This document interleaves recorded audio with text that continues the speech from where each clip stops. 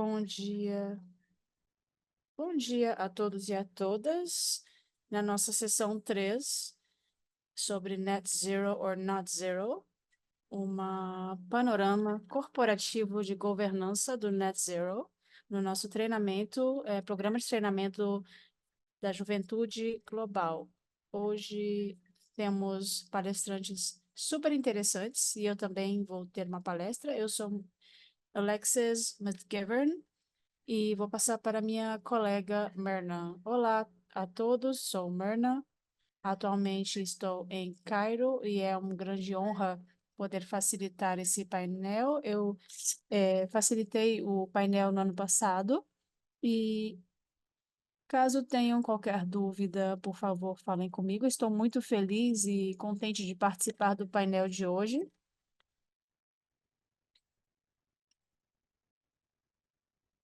Nosso primeiro orador é o Vikrant Srivastava, que tem uma biografia muito interessante, especialista em mudanças climáticas, com experiência em engajamento de várias partes interessadas e encontrando soluções e promovendo lideranças jovens. Ele tem um papel pivô na questão de governança, contribuindo para várias convenções climáticas. Atualmente, ele trabalha como CYMG e é o ponto focal para a região da Ásia.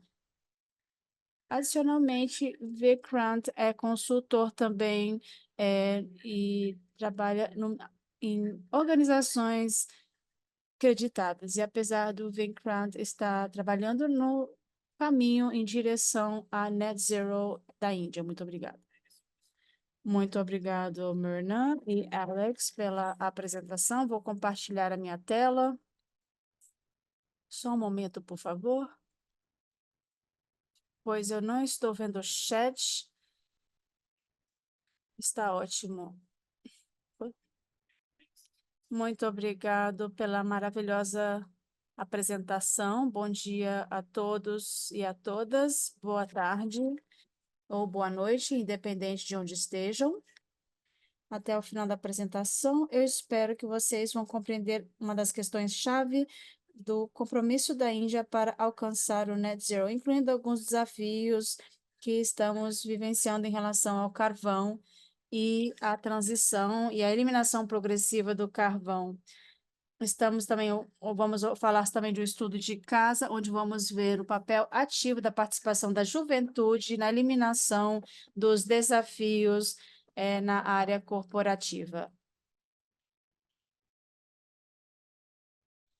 É um grande prazer falar com vocês. Vamos falar sobre um assunto crítico, particularmente sobre o contexto é, da, da viagem da Índia, do processo da Índia na eliminação progressiva do carvão.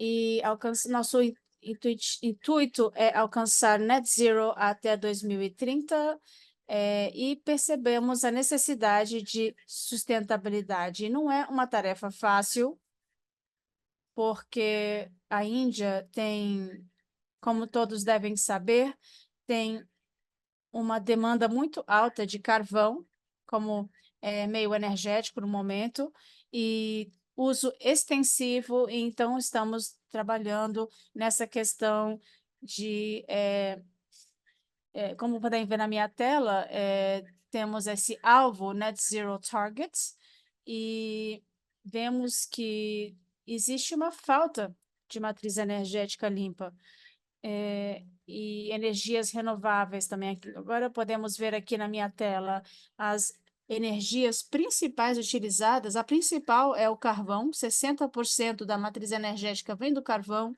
Também temos energia hidroelétrica, gás, apenas 11% de energias renováveis. Temos também energia nuclear e energia a óleo. Então, temos percebido que houve um aumento nos últimos 5 anos da energia por carvão. E como podem ver no nosso mapa da Índia, as estatísticas energéticas, nos mostram também, aqui à esquerda, podemos ver a distribuição energética da Índia. A parte em preto representa o carvão e a parte amarela, energia solar. Eu gostaria também de tomar um momento para compartilhar com vocês uma das momentos ativistas, o movimento ativista que tem movimentado a Índia nos últimos 10 anos. É um movimento jovem, liderado por jovens. Chama-se Adani Group, começou em 2011, que visa proteger uma das etnias Chhattisgarh, e tiveram um protesto que durou um ano ligado à questão das minas de carvão. Então, nesse tempo de 10 anos, nesses últimos 10 anos, muitas florestas foram desmatadas.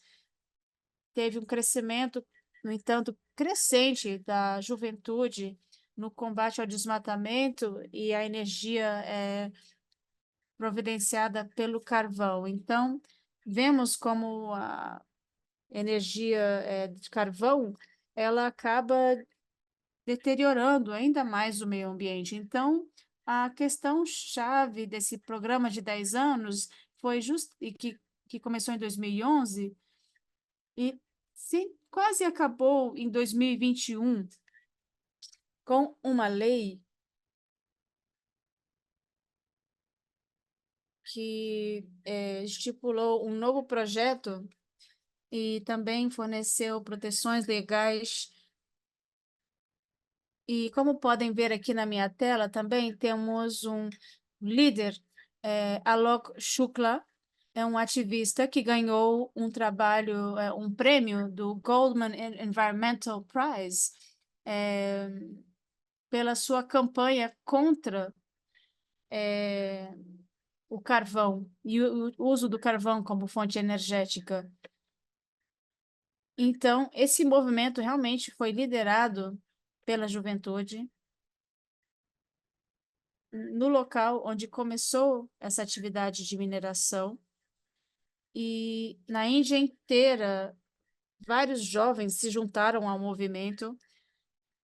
Temos diferentes colaboradores que se juntaram, inclusive várias ONGs também. E também um comitê internacional também se juntou a nós para nos fornecer apoio. E isso foi muito bom. O que fez com que fosse bem-sucedido foi uma pressão legal e política que aconteceu ao mesmo tempo.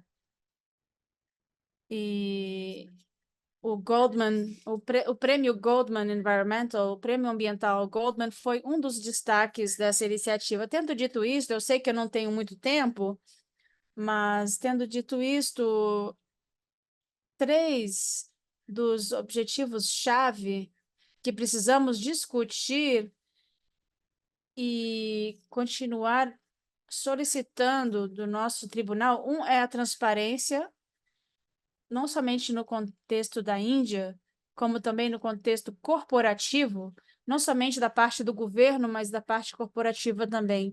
Precisam fornecer informações transparentes, acessíveis, fomentando credibilidade, confiança da população. Ao mesmo tempo, outro objetivo é termos responsabilização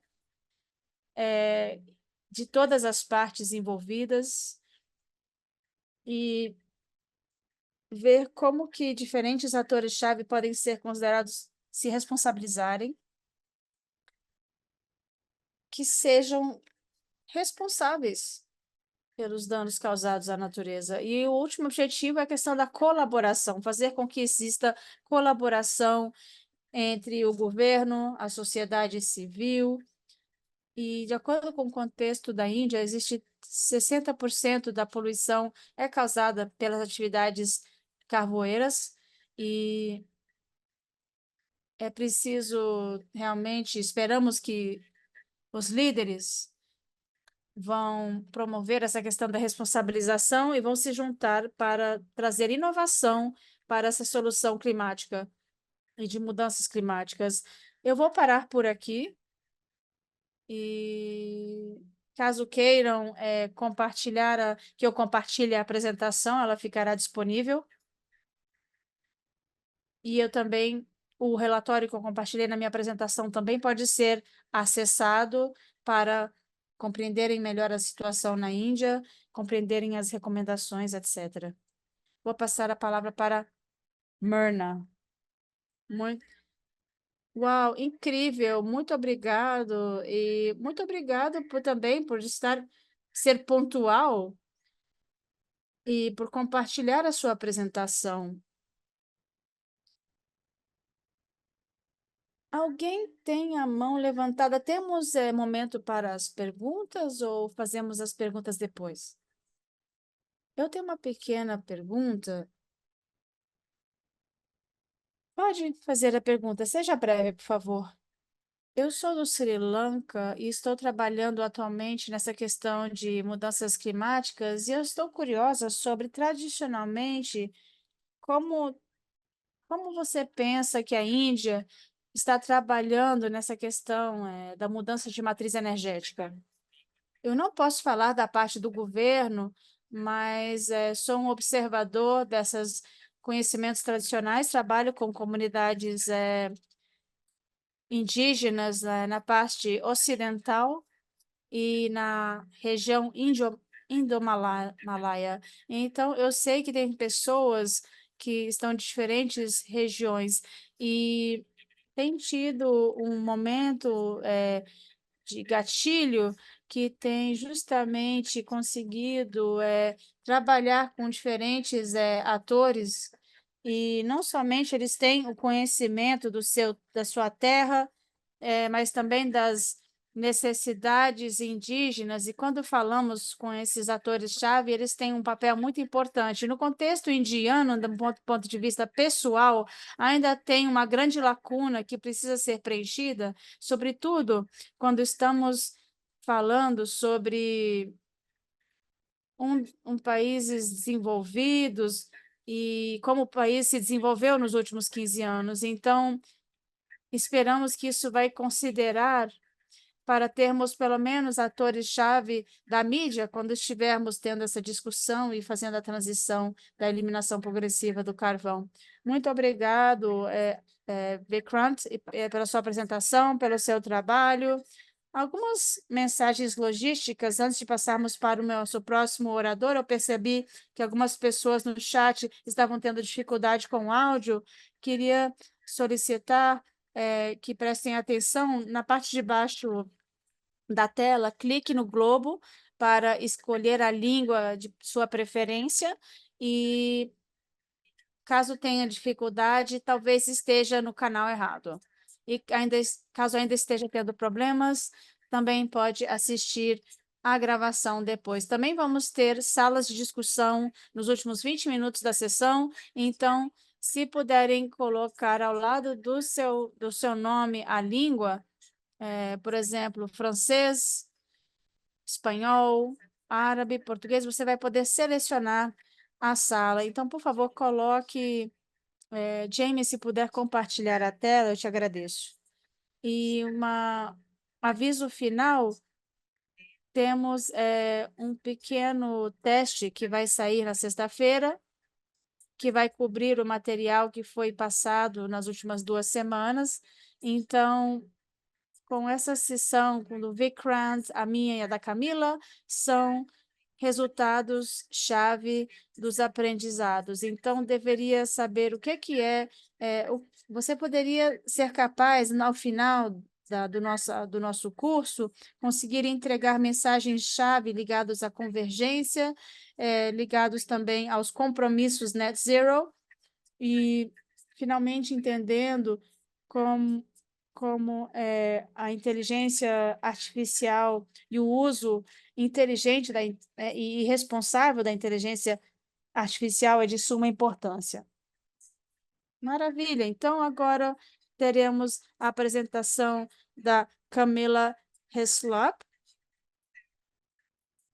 E ela coordena, faz parte da liderança do Net Zero Lead, e ela vai falar um pouquinho. Ela também ela tem um PhD, e é líder no projeto Net Zero, e ela trabalha com ecologia e tem fala sobre a questão de como essa questão afeta as pessoas. Ela tem um bacharelado na Universidade de Cape Town, na África do Sul, e também um mestrado de Berkeley e também um doutorado da Oxford University em mudanças climáticas. Então, é um grande prazer tê-la aqui conosco. Muito obrigada. Olá, Alex, muito obrigada. Vou mostrar a minha tela. Em relação. Eu acho que em relação às mudanças climáticas, partilhar uma tela às vezes é a coisa mais difícil que eu faço. Vamos então. Ótimo, excelente. Ótimo. Então, eu sou a manager do Net Zero Tracker e quero falar-vos um pouco sobre o que é que nós fazemos, o que é que trabalhamos e como é que podemos avaliar se um objetivo Net Zero é bom ou mau. Nós sabemos e temos estado a observar este aumento dos objetivos Net Zero nos últimos anos. No Tracker fazemos vários relatórios para observar a paisagem global dos anos. Este é do último ano. Este relatório saiu há 2 semanas. Mas a verdade é que vemos que por todo o mundo e em várias empresas, em regiões e países, vemos que há cada vez mais um aumento dos objetivos Net Zero e eu acho que em parte porque vemos que os países, as nações, estão a levar este assunto mais a sério. Podem ver aqui como os valores aumentaram desde 2020. Podem ver aqui em cor-de-rosa como aumentaram nos últimos anos. E aqui a parte em verde são as políticas que já estão a ser aplicadas nos países. Portanto, em 2020 tínhamos 7% de políticas net zero e agora já temos 75%. Portanto, há um aumento substancial. Já está a ser transformado em leis, em ações legislativas, o que é muito significativo também.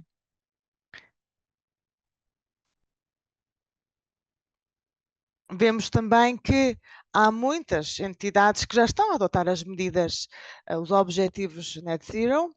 Esta informação que nós retiramos esta manhã, podem ver que temos 150 países, 186 regiões, 274 cidades e 1.178 empresas. A questão das empresas é bastante impactante porque é mais de metade das empresas públicas que existem em todo o mundo, o que significa que é muito importante porque realmente estamos a tentar convocar o máximo de entidades e empresas possíveis. E isto preocupa-nos também porque queremos que os objetivos existam e que seja possível chegar a eles. Por isso, o tracker existe. Temos aqui os 5 Cs, a credibilidade, ou seja, temos que questionar-nos se esses objetivos estão a ser bem aplicados, se são objetivos qualitativos e se são alcançáveis. Ao publicar todos os nossos dados, toda a nossa informação, podemos mostrar às entidades que podemos. É uma forma de os informar de que temos o olho neles, que estamos a observar que eles serão sempre responsabilizados pelas suas ações. Portanto, ao informá-los de que eles terão que ser responsabilizados pelo que fazem, também sabemos, estamos a criar uma certa pressão e medo a nível de grupo, porque eles sabem que nós queremos que os objetivos net zero sejam realistas, alcançáveis e de qualidade. Também queremos tentar ajudar as pessoas, queremos mostrar como é que são as boas práticas, como é que é uma boa convergência criterial. queremos também oferecer um contexto, ou seja, dar informação bem contextualizada sobre o nosso trabalho. É muito importante chegar a este objetivo Net Zero. Estes são os highlights do nosso trabalho na imprensa. Temos feedback de muitos jornalistas, de pessoas muito relevantes na mudança climática, nesta luta. É muito importante criar informação e que esta informação seja realmente aplicável, que seja usável, que seja transmissível, para que todas as pessoas e entidades possam ser responsabilizadas sempre pelas suas ações. Portanto, queremos alcançar objetivos net zero que sejam aplicáveis que sejam utilizáveis pela Apple ou por pessoas e indivíduos. Como é que nós fazemos isto? Aqui na Net Zero Tracker temos 4 pontos importantes. A cobertura dos objetivos. Também temos que fasear a questão da luta contra a utilização dos combustíveis fósseis. Em primeiro lugar, a pergunta que vocês vão fazer é: será que a entidade em questão, seja uma empresa, um país, uma universidade, uma região, uma escola local, será que tem um objetivo? Como é que eu faço isto? Eu observo, analiso a página web dessa entidade. Normalmente as entidades já têm este tipo de informação publicada. Se não têm, também é uma informação útil, o facto de não terem.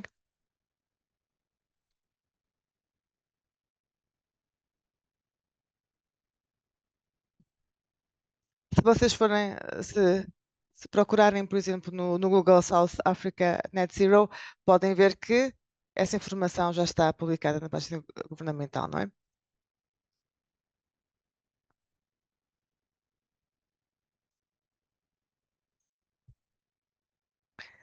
Este tipo de informação pode ser mencionada numa conferência pelo presidente.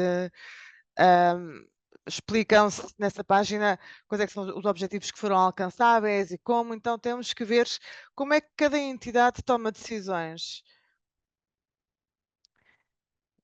Podemos analisar o panorama, podemos analisar os relatórios das empresas em matéria ambiental, podemos ver como é que está a agir uma cidade e podemos procurar documentos oficiais para verificar se realmente foram alcançáveis esses objetivos net zero.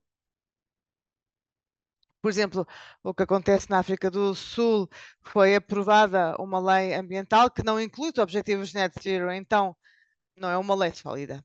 É a nossa conclusão. Também podemos ver que tipo de objetivo é que é e se podemos fazer outra pergunta, que é: há um objetivo provisório, por exemplo, porque pode haver um objetivo geral, mas se não houver objetivos específicos, não podemos observar e analisar quais é que são os trabalhos que estão a ser implementados. Quanto antes começarmos, melhor. Temos de pensar em objetivos específicos, interinos ou provisórios, não para 2050, mas já para 2028, 2029, 2030. E, no geral, no mesmo lugar está o objetivo geral, o macro, e depois os objetivos específicos para reduzir as emissões. Por exemplo, objetivos de energias renováveis. Então, depois de analisar esses objetivos, já poderemos pôr um check a cada um deles para ver quais é que foram aqueles que foram alcançados realmente ou não. A segunda pergunta é: o que é que está a ser coberto? Portanto, por exemplo, em relação aos gases de efeito de estufas, quantas entidades é que cobrem este tipo de objetivo? Com cobertura referimos aos gases de efeito de estufa, ao dióxido de carbono, aos contaminantes. Se calhar as entidades não sabem que emissões têm que eliminar. Às vezes utilizam termos como net zero, mas não especificam quais é que são os gases que querem deixar de emitir para a atmosfera. se contratamos os governos, temos que saber como é que está a funcionar a indústria da aviação, por exemplo. Existem emissões que estão relacionadas com determinados produtos, produtos que vêm até de outras fronteiras geográficas, que chegam de outros sítios. Por exemplo, podemos imaginar que na África do Sul são importados produtos que vêm da China. Portanto, existem emissões que estão associadas a estas exportações e destes produtos. Então, temos que ver o que é que acontece com as empresas, com essas entidades, qual é o alcance destas emissões realmente, como é que estão estruturadas. E este alcance vai englobar vários tipos de emissões, emissões que estão melhor ou pior controladas por parte de uma companhia. Há um alcance de tipo 3, em que se menciona, por exemplo, quais é que são os produtos que se compram, que se vendem. E essa venda ou compra de produtos pode representar a maioria das emissões, por exemplo, pela compra de combustível. Há empresas que utilizam meios terrestres para transportar produtos em vez de meios de transportes marítimos. Então, geralmente, as empresas podem dar uma informação bastante clara do tipo de alcance de emissões que têm. Há outra pergunta que não é tão comum, que é: estão-se a cobrir as emissões históricas? Por exemplo, lembra-se do que aconteceu com a Microsoft, que tem emissões dos anos 90, por exemplo.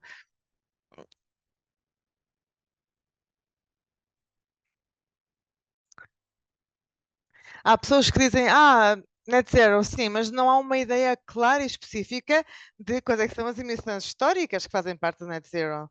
Então, quando passamos da cobertura, já passamos já à governança. Qual é que é o sistema de governança em matéria de planejamento? Há um plano estabelecido para alcançar os objetivos de net zero? Então, aqui temos que pensar na origem das emissões, como é que se vão reduzir as emissões.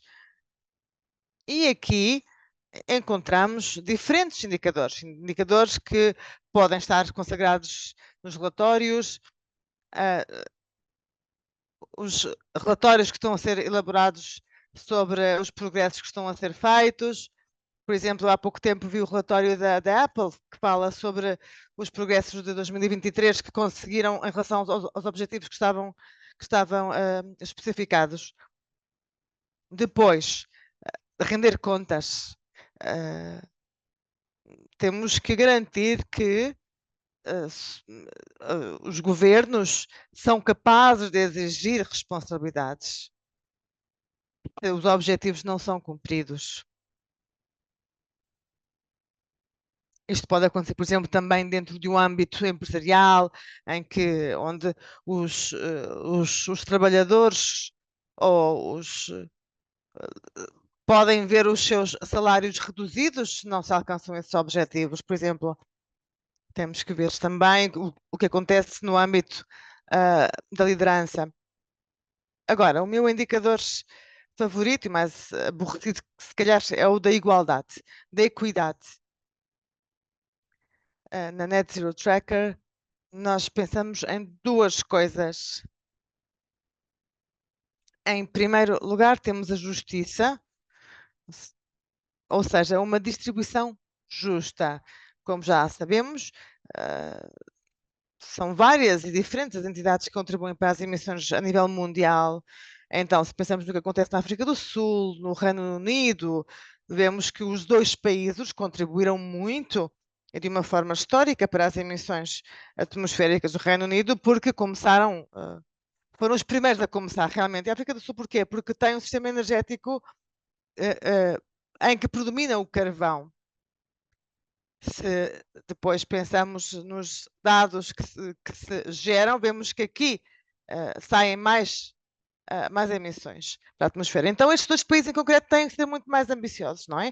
Noutros países, com outros contextos, será diferente, devido às estruturas coloniais que se mantêm até aos dias de hoje. Por exemplo, no caso da África do Sul, a África do Sul tem que resolver muitos problemas antes de poder garantir uma vida digna para os seus habitantes. Portanto, é mais lógico que a África do Sul seja mais que o Reino Unido seja mais ambicioso, porque tem mais capacidades para o fazer. E o mesmo com outros países. Cada país tem a sua situação, o seu contexto específico. Em segundo lugar, a transição justa. Temos que garantir que todos estão no mesmo barco. E isto pode ser conseguido através da sensibilização. Temos que assegurar-nos que os grupos desfavorecidos têm acesso a financiamento ou são considerados como grupos prioritários a levar a cabo determinadas atividades. Isto é bastante claro quando falamos de governança e transição justa. Agora, sabemos que estamos a emitir gases de efeito estufa para a atmosfera.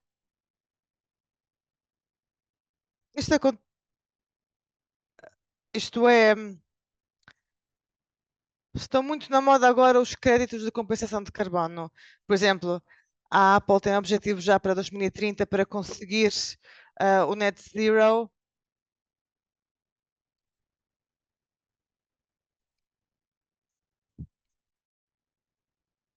A ideia da Apple é eliminar 75% das emissões e compensar os outros 25%.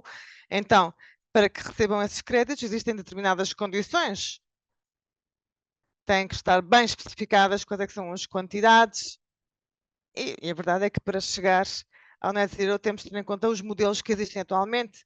Temos que ver se, por exemplo, uma entidade vai plantar árvores ou vai utilizar máquinas gigantes, como fez a Microsoft, e temos que ver se têm objetivos separados em matéria de produção.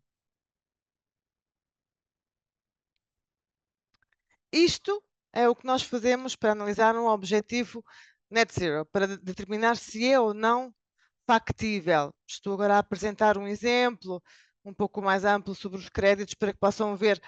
Não há sempre uma convergência entre o uso dos créditos pelas entidades e as suas diferentes atividades. Às vezes não há condições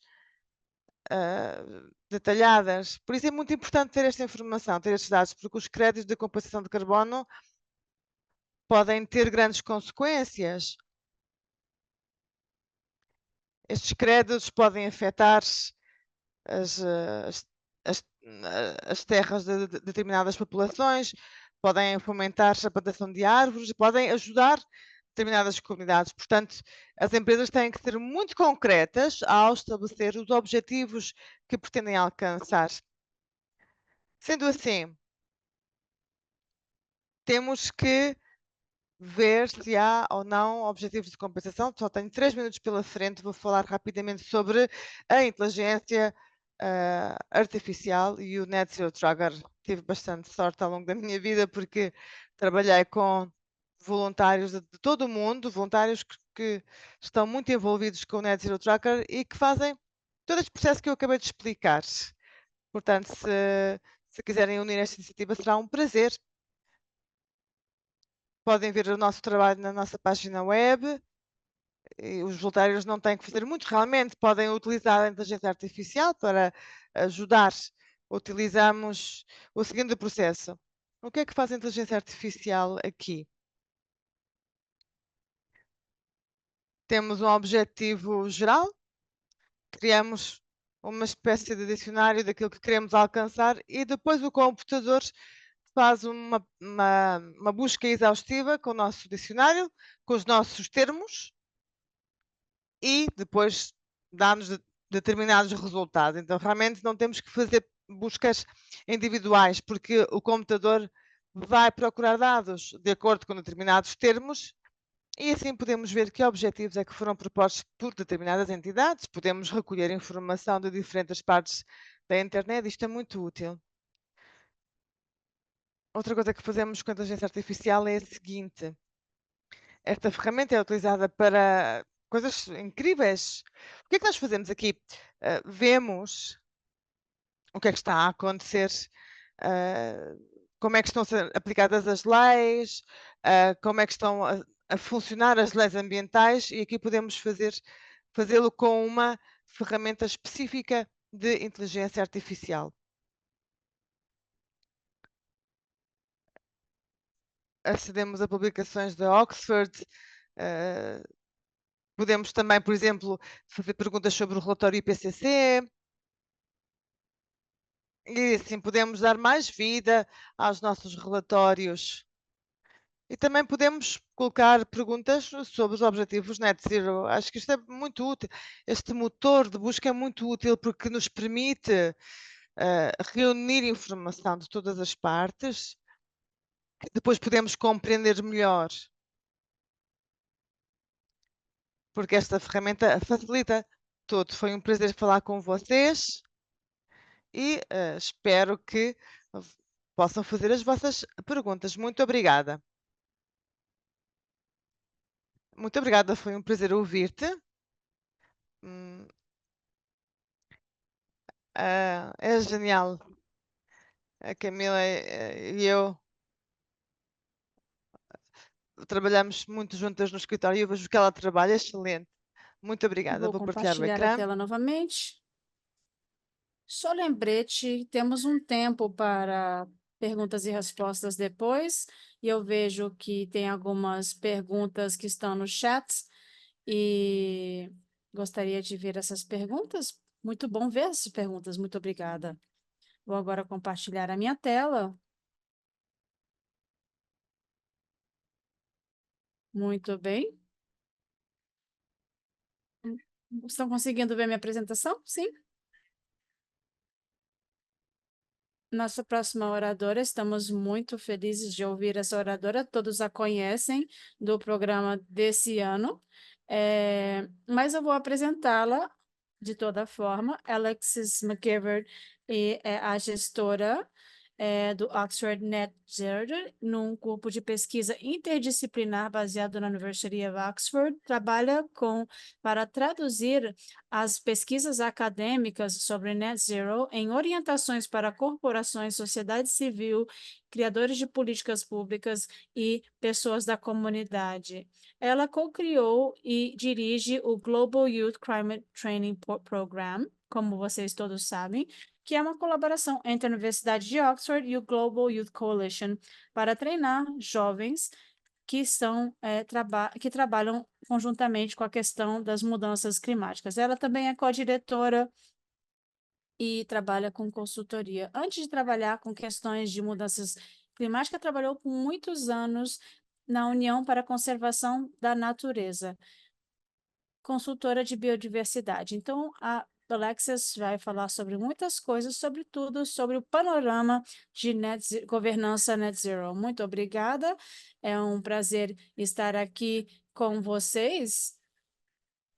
Essa minha apresentação é o porquê e o como vamos alcançar o Net Zero, e como a Camila falou, isso foca na questão de governança, essa apresentação. A apresentação da Camila focou na questão de qualidade, e a apresentação colocará ênfase sobre iniciativas voluntárias, normas, organizações de membros que asseguram que, se você faz um compromisso para alcançar o Net Zero, que você está seguindo adiante com o seu compromisso. Então, qual é a nossa agenda? Vamos falar sobre a lacuna que existe entre as ambições e as ações, como engajar atores e partes interessadas em um programa de Net Zero com alta integridade, como vamos alcançar um alvo Net Zero.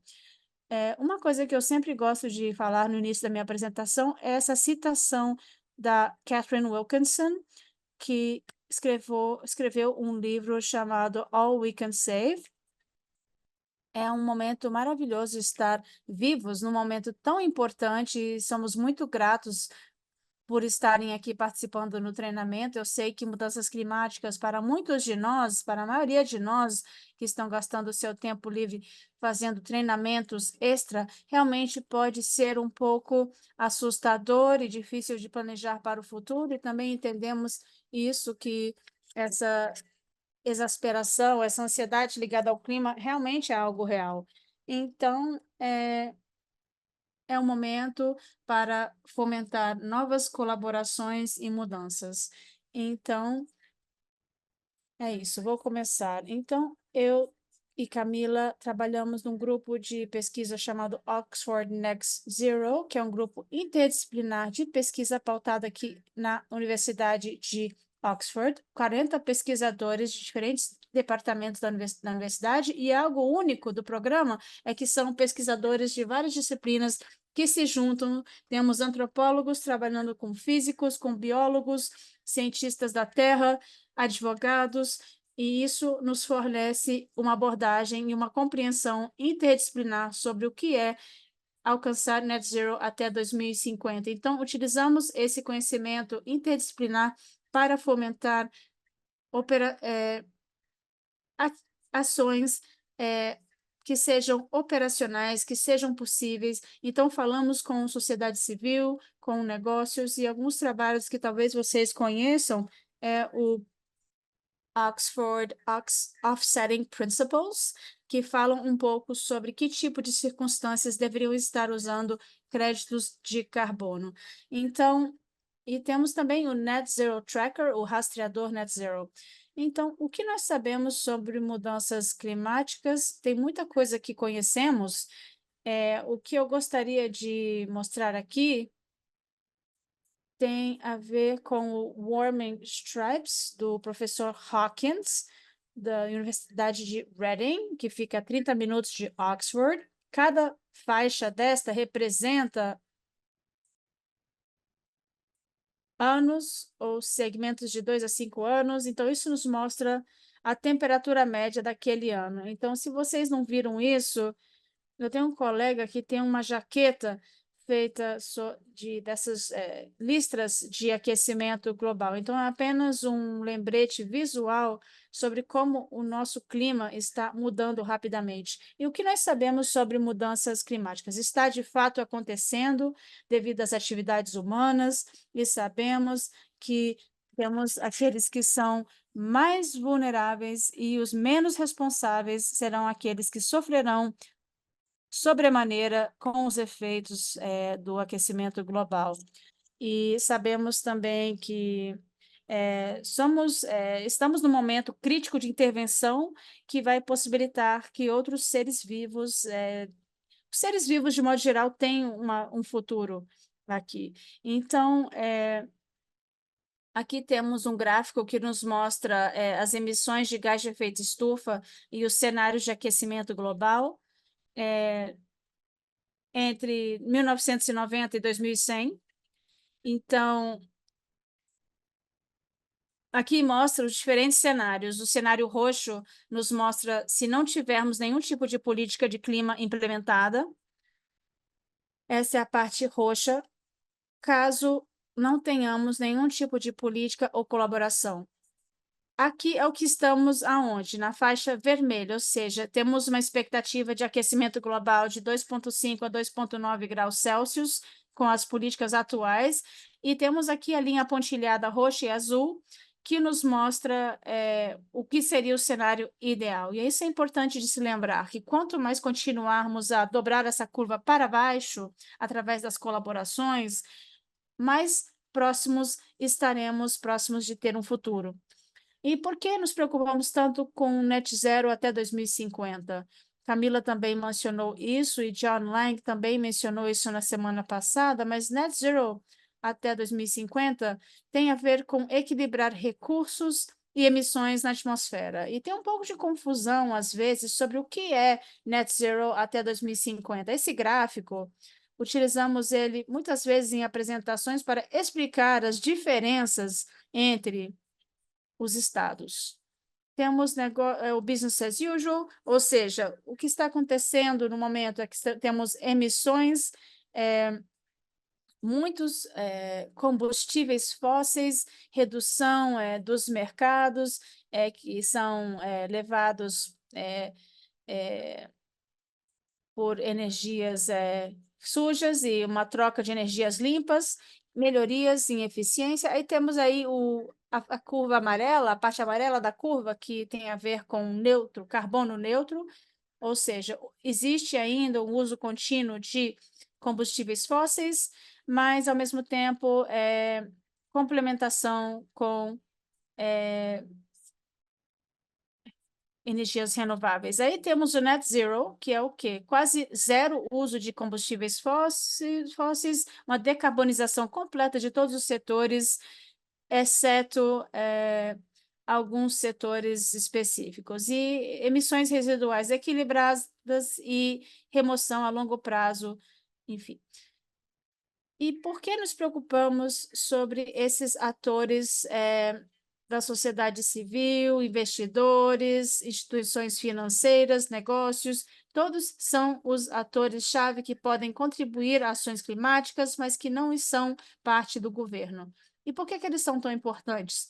Acabamos de ver isso com a Camila, mas eu sempre pergunto, com que porcentagem do PIB mundial é coberto de um alvo net zero? E eu vou esperar que vocês respondam no chat. Que porcentagem de PIB global é coberto de alguma forma por um net zero, um alvo net zero? Obrigado. 85%, 92%, 70%. Ok, mais duas respostas. 65%. Muito bem. Então, é bem alto, 88% das emissões são cobertas por algum tipo de alvo net zero e 92% do PIB e 89% da população está vivendo sob algum tipo de alvo net zero. Então, realmente temos uma cobertura muito alta desses compromissos net zero, e isso quer dizer que, comparado com alguns anos atrás, temos muita dedicação ao compromisso de alcançarmos o net zero. Então, temos aqui 148 países, 176 regiões, 1.168 empresas e 273 cidades. Então, vemos muitos compromissos para o net zero.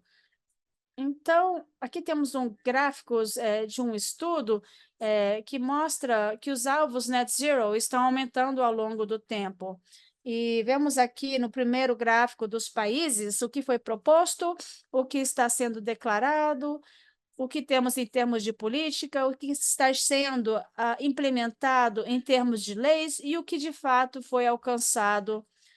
E quando olhamos aqui o gráfico da direita, das empresas, vemos muitas empresas que têm uma estratégia corporativa e um aumento massivo de compromissos net zero. Mas também vemos o que o secretário-geral das Nações Unidas, Antônio Guterres, chamou de um excesso de confusão e um déficit de credibilidade, quando falamos de compromissos net zero. Alguns anos atrás, uma empresa como a Microsoft poderia fazer um compromisso net zero e dizer: estamos com compromisso de alcançar o net zero até 2050, e não tinha um ecossistema implementado para dizer se era um compromisso positivo, se estão fazendo alvos intermediários, quais são os objetivos para 2030, 2035. Qual é a cobertura de emissões que vocês têm? Quais são os objetivos que estão incluindo? Então, não tínhamos implementado um ecossistema devidamente falando. Então, muitos declararam e denunciaram greenwashing corporativo, uso mal intencionado de compromissos net zero. Então, isso é o que o nosso grupo de pesquisa está enfocando, ou seja, a questão da governança sobre quando fazemos um compromisso e assegurar que esse compromisso de fato é seguido. Então, nós dividimos a nossa estratégia nas ações os atores que são mais importantes no net zero. Então, fornecemos orientações de boas práticas net zero no setor privado.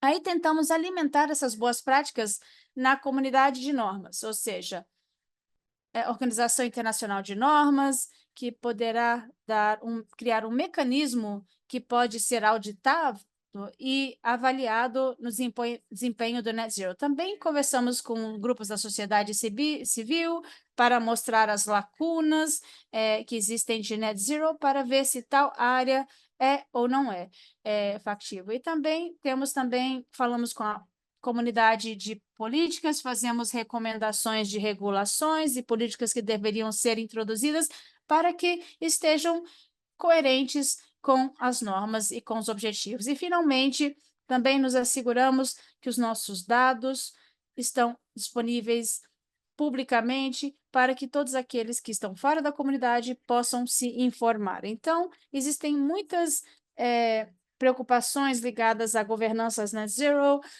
preocupações de justiça climática. A Camila falou um pouquinho sobre o uso da terra para absorção de carbono, em vez de ser o que chamamos de colonialismo de carbono, a depolitização do net zero. Então, no início, net zero é um equilíbrio entre fontes e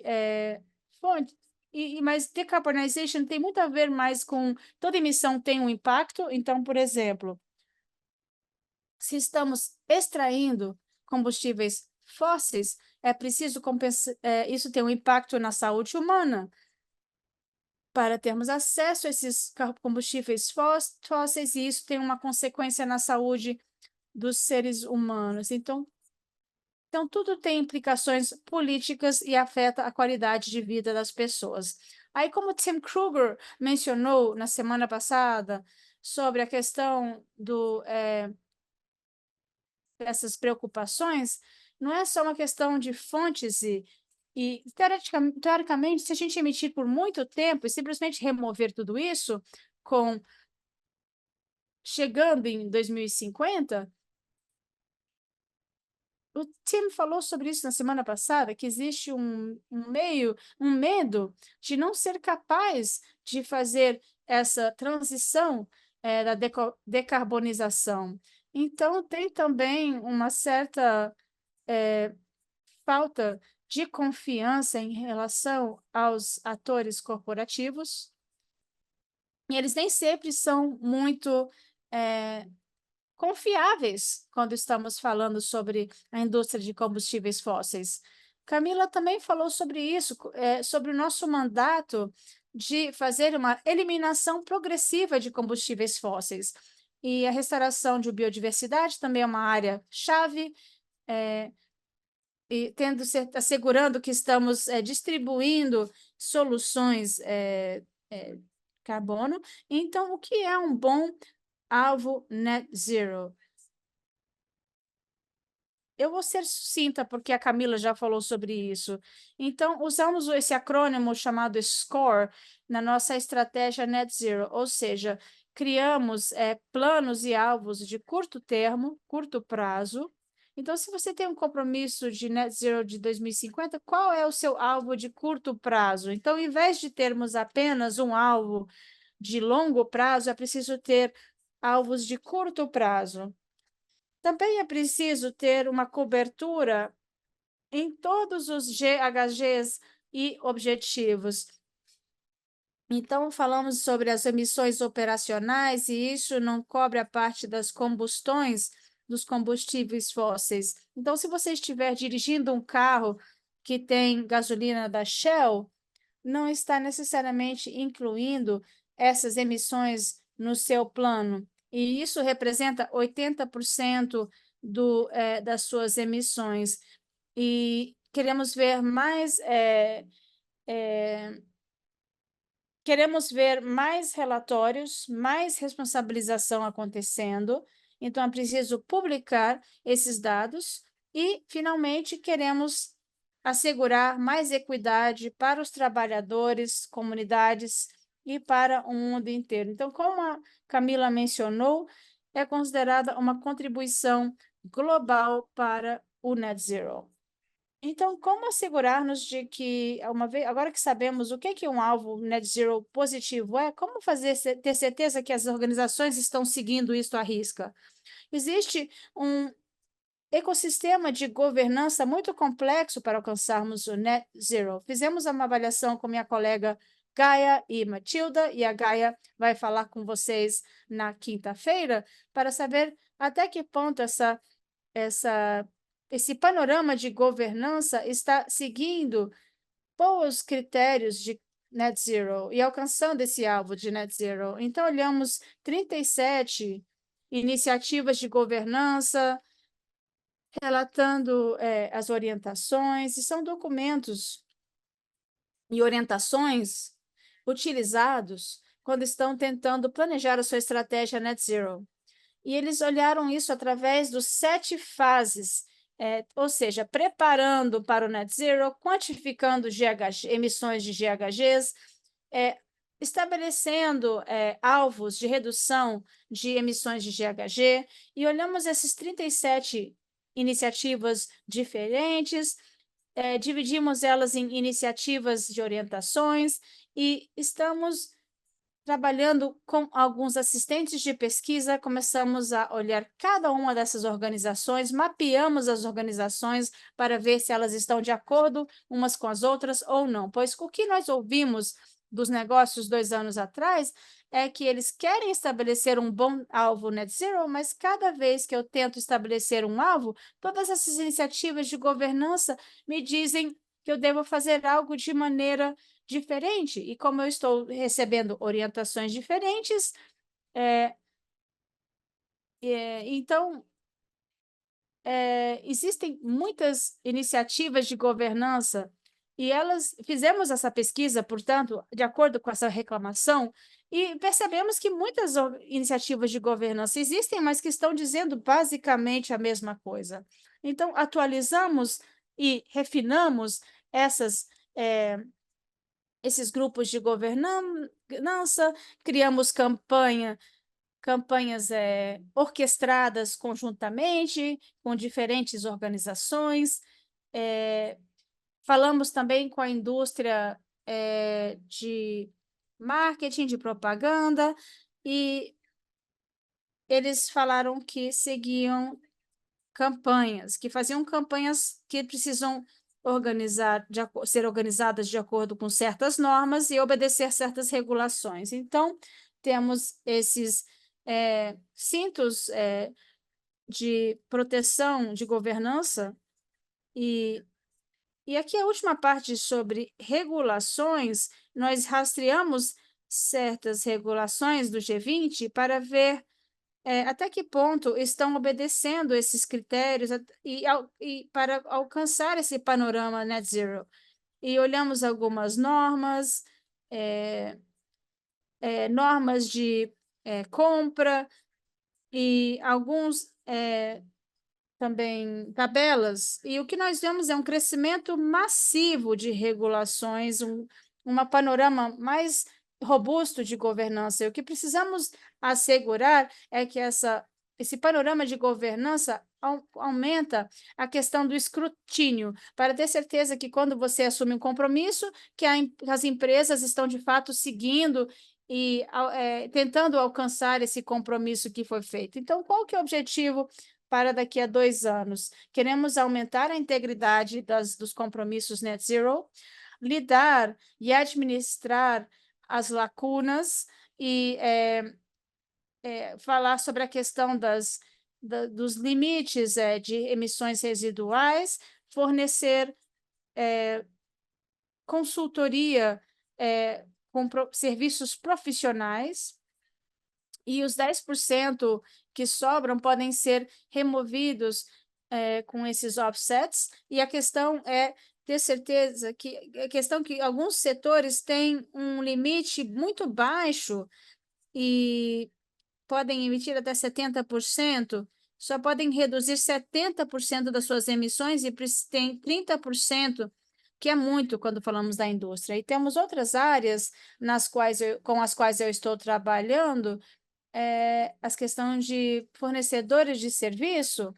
Então, quando um advogado fornece consultoria sobre como ele poderiam ir adiante no que tange ao atingir os objetivos e compromissos ligados à extração e à eliminação progressiva de combustíveis fósseis, e outros serviços profissionais são também responsáveis por isso, e eles estão se responsabilizando pelas consultorias fornecidas? Essa também é uma pergunta muito importante. Então, queremos melhorar o escrutínio e ter certeza que implementamos um sistema de monitoramento das iniciativas. E aqui temos um folder Eu vou colocar esses recursos aqui, vou deixar a minha apresentação disponível para que aqueles que queiram, porventura, informar-se mais sobre o assunto. E esse é um última conversa.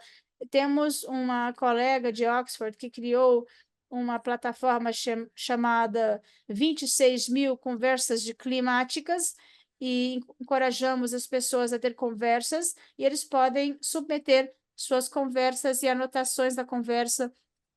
E depois temos um mapa global, por exemplo, essa pessoa de Los Angeles, Califórnia, uma pessoa sobre como os incêndios florestais estão piorando dia após dia.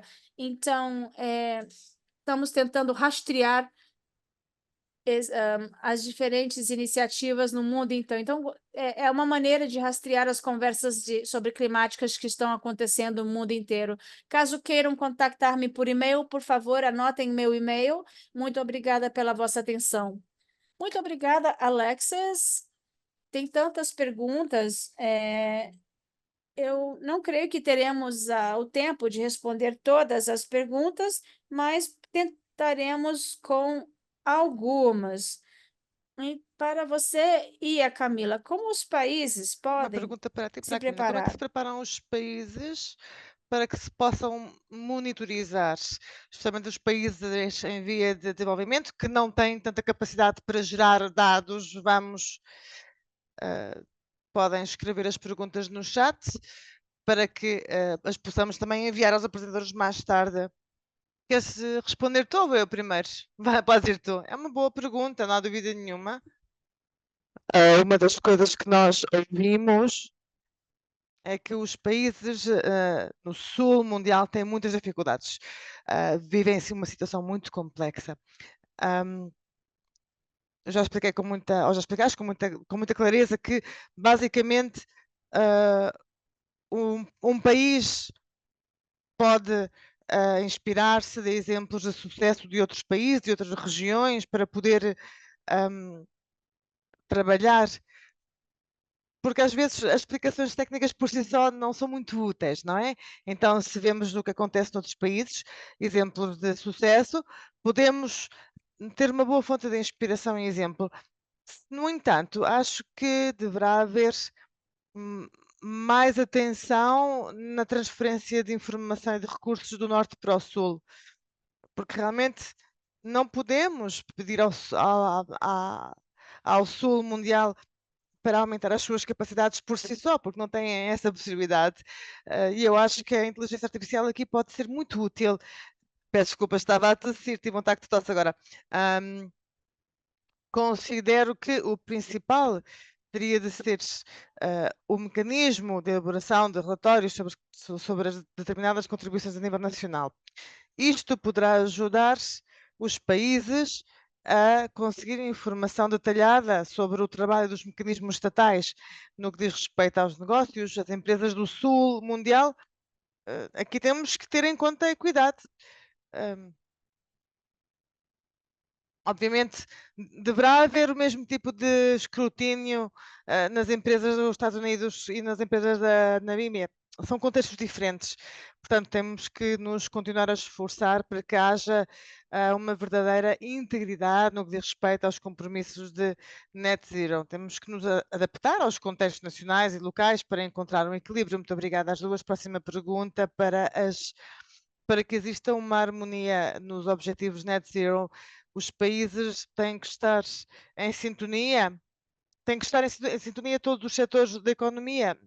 Muito bem, eu acho que deve haver realmente um guia para cada setor, porque cada setor, cada indústria vai ter as suas particularidades, vai ter as suas capacidades específicas para a descarbonização. Então, por exemplo, na questão do cimento, que é uma indústria que tem uma utilização intensiva do carbono, há outros países em que é preciso construir escolas e infraestruturas com cimento. Tem que haver, não há dúvida nenhuma, uma maior descarbonização do cimento. Tem que haver alternativas menos intensivas. Porquê? porque o cimento tem mais implicações. A agricultura já é outro setor diferente, por exemplo. Então temos que ver que há diferentes caminhos para cada setor e a descarbonização terá que se organizar de forma diferente de acordo com as especificidades de cada setor. Eu acho que é muito importante teres contar com uma informação intersectorial, porque se os ministérios trabalham de uma forma isolada uns dos outros, ninguém nos vai beneficiar uns dos outros, não nos vamos beneficiar e vamos perder a oportunidade de aprender de outros setores também. Então, temos de não só aprender, como melhorar a nossa eficácia, tendo outros exemplos. Temos que ser mais abertos para a colaboração entre os setores. Muito bem, a próxima pergunta é uma pergunta para a Camila. No que diz respeito aos relatórios disponíveis para o público, como é que o Net Zero Tracker consegue garantir que há transparência, imparcialidade e exatidão? E como é que alguns documentos que só estão em inglês, como é que isto funciona? Como eu disse antes, nós trabalhamos com várias partes em todo o mundo, então a nossa ideia, o nosso objetivo é que os documentos possam ser consultados no seu idioma nativo. Nós tentamos sempre que os documentos sejam traduzidos, mas é verdade, há alguns que estão só em inglês, e para isso temos o apoio dos nossos voluntários e tentamos sempre que a informação seja tão exata quanto possível.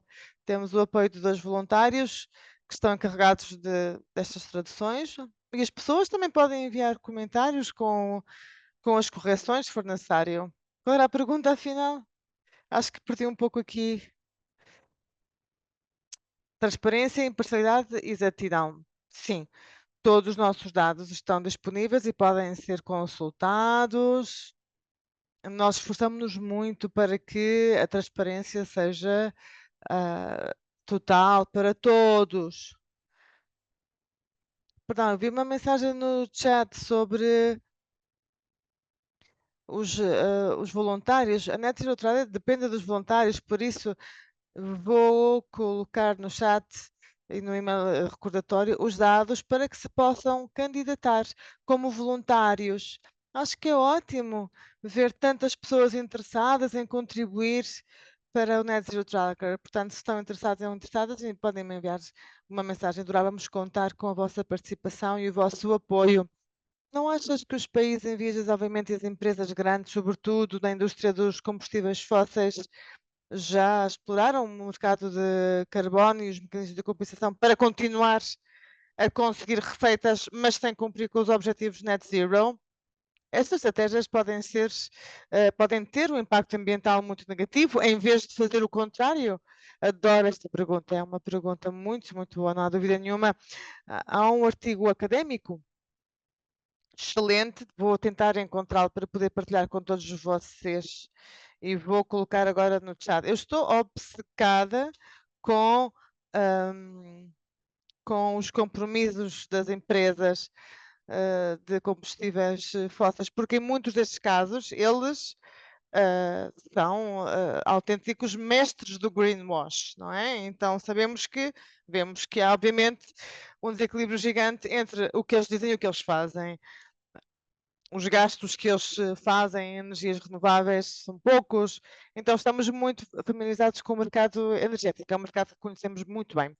Portanto, eu procurei muitas informações sobre empresas que colocam fotografias sobre moinhos, sobre plantas eólicas, mas a verdade é que eles, na realidade, na prática, não investem nas energias renováveis. Então, menos de 1% das suas receitas estão destinadas às energias renováveis e depois utilizam a desculpa da compensação para neutralizar os dados nos seus livros de contabilidade. Isso é um problema pelo impacto óbvio ambiental, mas porque depois não há nenhum tipo de progresso.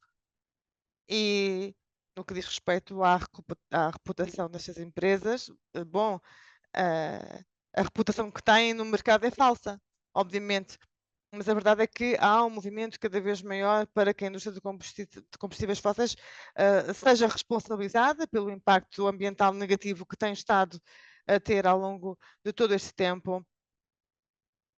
E a pergunta é se podemos.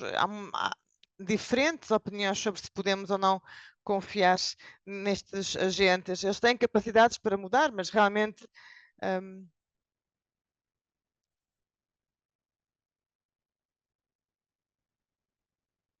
Eu não gostaria de ter.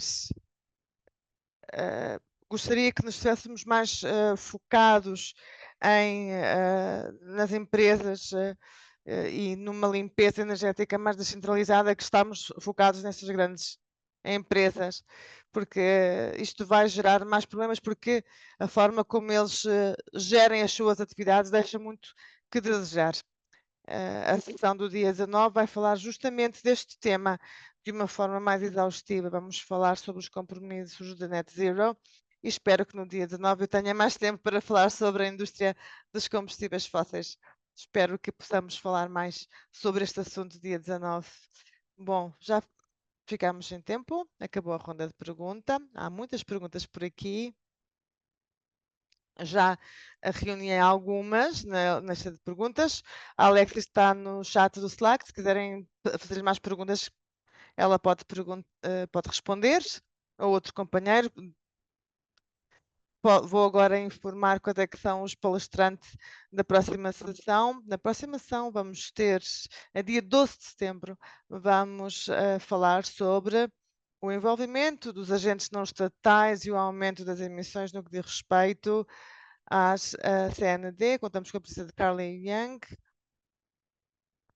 a nossa palestrante mais jovem, Yuba Sokona, que é assessor principal do Centro do Sul sobre o Desenvolvimento Sustentável e da IPCC, é vice-presidente do IPCC, e a Kaya Axelson, da Oxford Net Zero.